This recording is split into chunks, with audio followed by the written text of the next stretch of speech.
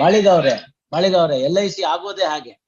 ಒಂದ್ ಇನ್ಸ್ಟಾಲ್ಮೆಂಟ್ ಕಟ್ಟಿಲ್ಲ ಅಂತಂದ್ರೆ ಅದಕ್ಕೆ ನೆಕ್ಸ್ಟ್ ಕ್ವಾರ್ಟರ್ಗೆ ಅದೇನೋ ಒಂದ್ ಸ್ವಲ್ಪ ಇಂಟ್ರೆಸ್ಟ್ ಅಂತ ಹಾಕ್ಬಿಡ್ತಾರೆ.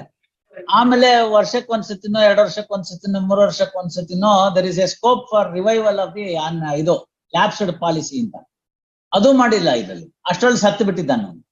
ಏನು ಮಾಡಕ್ ಬರೋದಿಲ್ಲ. See at the end of the day central government ನೀವು ಇರ್ಬೋದು, but who has to recover from whom? See it is your duty, having deducted the amount from the salary, to send it across to the LIC.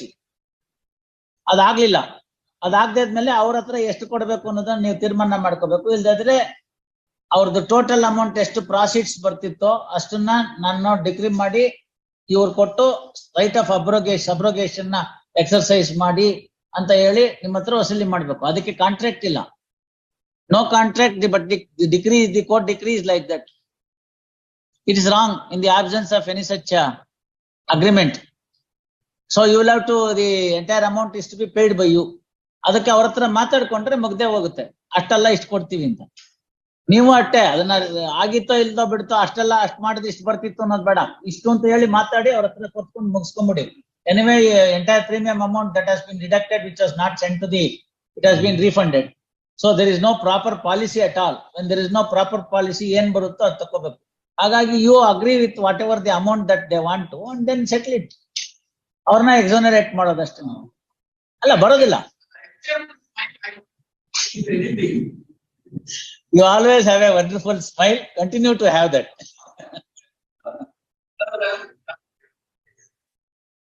That's where we stand.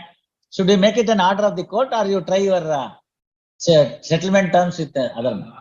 ನೀವು ಹೋಗಿ ವಿಚಾರಿಸ್ಕೊ ಬನ್ನಿ. ಅವರು ಬಾಳಿಗವ್ರು ಹೇಳಿರ್ತಾರೆ ಮ್ಯಾನೇಜ್ಮೆಂಟ್ಗೆ, ಎಷ್ಟು ಬಂದಷ್ಟು ಬರ್ಲಿ ಬಂಡಳ್ಳಿ ಸುಂಕ ಅಂತ.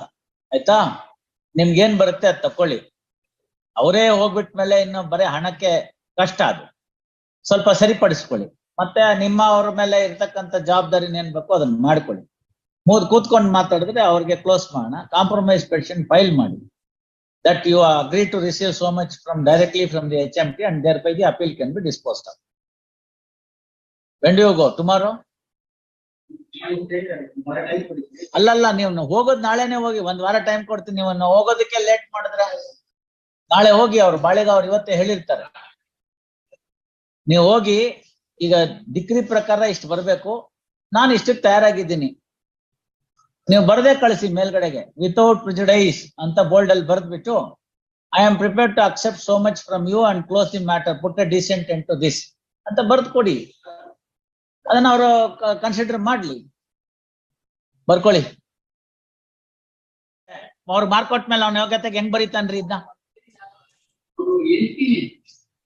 ಅಲ್ಲಪ್ಪ, ರಾಜಣ್ಣನ ಹೆಂಡತಿ ಕರೆಕ್ಟು. ಹೌದಪ್ಪ, ನೀವು ಮಧ್ಯದಲ್ಲಿ ಇವಾಗ ಡಿಫ್ರೆನ್ಸಸ್ ಬಂದಾಗ ಅವತ್ತು ಸಾಲ ತೀರ್ಸ್ಬೇಕಾಗಿತ್ತು ಅಂದ್ರೆ ಅದು ಎನ್ಕ್ವೈರಿ ಮಾಡ್ಲಿ ಬಿಡಿ. ಇವತ್ತು ಇವ್ರ ಕಡೆ ಸೇರ್ಕೊಂಡ್ಬಿಟ್ಟು ಅವತ್ತು ಕೊಡುವಾಗ ತಾಕತ್ತಿಲ್ಲ ಅಂತಂದ್ರೆ ಜನಗಳಿಗೆ ಒಂದು ತಪ್ಪಾಭಿಪ್ರಾಯ ಇದೆ. ಒಂದ್ ಸೇಲ್ ಆಗ್ಬಿಟ್ರೆ ಅದ್ರ ಮೇಲೆ ಇರೋ ಲಿಟಿಗೇಷನ್ ಎಲ್ಲ ಹೋಗ್ಬಿಡುತ್ತೆ ಅಂತ. ಇದೆಲ್ಲ ತಪ್ಪು. ಸ್ವಲ್ಪ ತಿಕ್ಕಲಂಗ್ ಆಡ್ತಿರ್ತಾರೆ. ಅವ್ರಿಗೆ ಮದುವೆ ಮಾಡಿದ್ರೆ ಸರಿ ಹೋಗುತ್ತೆ ಅಂತ. ಸರಿ ಹೋಗಲ್ಲ. ಆ ಮದುವೆ ಮಾಡಿಸ್ಕೊಂಡೊಳಗೂ ಪರಿಸ್ಥಿತಿ ತಾಪತ್ರಯ ಶುರುವಾಗುತ್ತೆ. ಅದೆಲ್ಲ ತಪ್ಪಭಿಪ್ರಾಯಗಳು. This are all myths.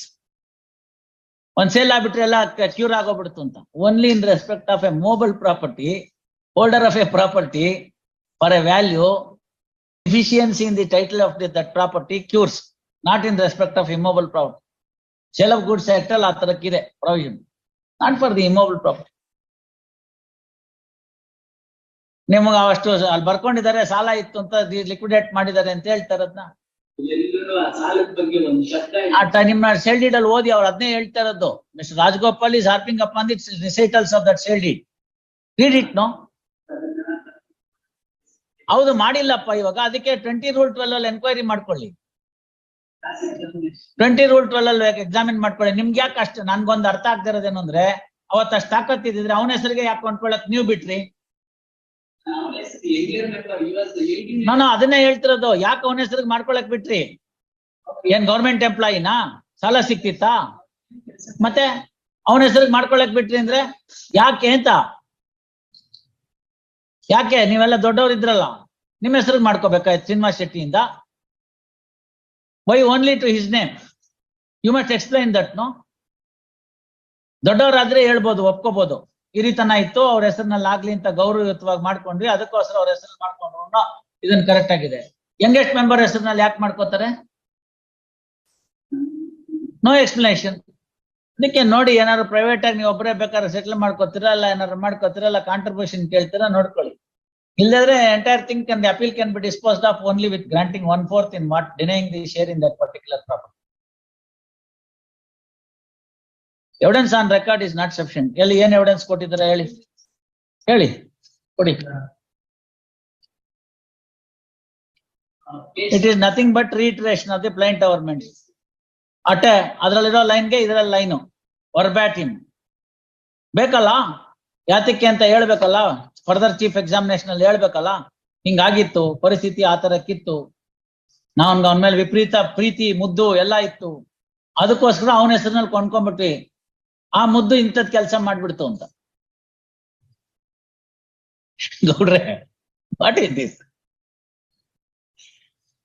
It runs contrary to the general conduct. No, general conduct ಇದ್ರೆ ಒಪ್ಕೋಬಹುದು, ತಾಯಿ ಹೆಸರಿನಲ್ಲೋ ದೊಡ್ಡಣ್ಣನ ಹೆಸರಿನಲ್ಲೋ, ಶ್ರೀರಾಮಚಂದ್ರ ಅವನು ನಮ್ಗೆಲ್ಲ ತೊಂದರೆ ಮಾಡಲ್ಲ ಅಂತ ಅನ್ಕೊಂಡು ಅವನ ಹೆಸರಿನಲ್ಲಿ ತಗೊಂಡ್ವಿ, ಗೌರವದಿಂದ ತಗೊಂಡಿದ್ವಿ. ಇದು ಹೆಂಗೆ? ಇದು ಯಾವ್ದೋ ನೀವು ಕೊನೆಯವನ ಹೆಸರಿನಲ್ಲಿ ತಗೊಂಡಿದ್ದೀರಿ, ಅದಕ್ಕೆ ಹೇಳ್ಬೇಕಲ್ಲಪ್ಪ, ನೀವು ಅದನ್ನ ರಿಸೈಟಲ್ಸ್ ಹಂಗ್ ಬರಿಬೇಕಾಯ್ತು. Srinivas, it's not correct.